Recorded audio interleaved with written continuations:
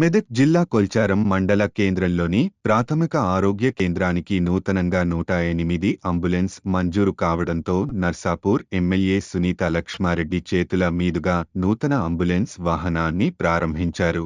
అనంతరం ఎమ్మెల్యే సునీత లక్ష్మారెడ్డి మాట్లాడుతూ అడిగిన వెంటనే కొల్చారం మండలానికి అంబులెన్స్ మంజూరు చేసిన మంత్రులకు ధన్యవాదాలు తెలిపారు. గతంలో మెదక్ కోడిపల్లి రహదారిపైన యాక్సిడెంట్ జరగడంతో ఎంతో మంది ప్రాణాలు కోల్పోయారని, అలాంటి పరిస్థితి ఇక ఉండదని, ఫోన్ చేసిన 10 నిమిషాల్లో అంబులెన్స్ అందుబాటులో ఉంటుందని అన్నారు.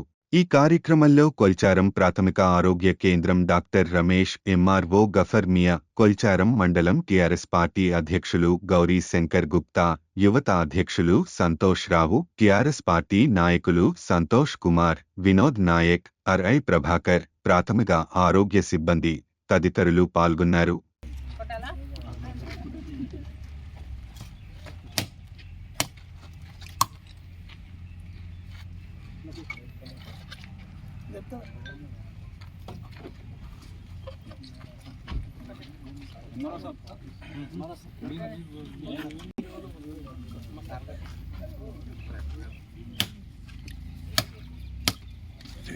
లడ్డు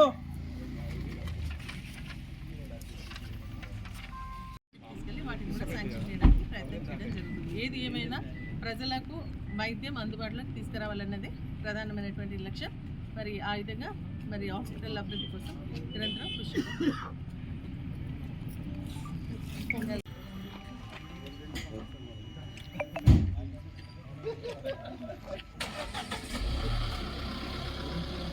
జై బజరంగబలికి జై.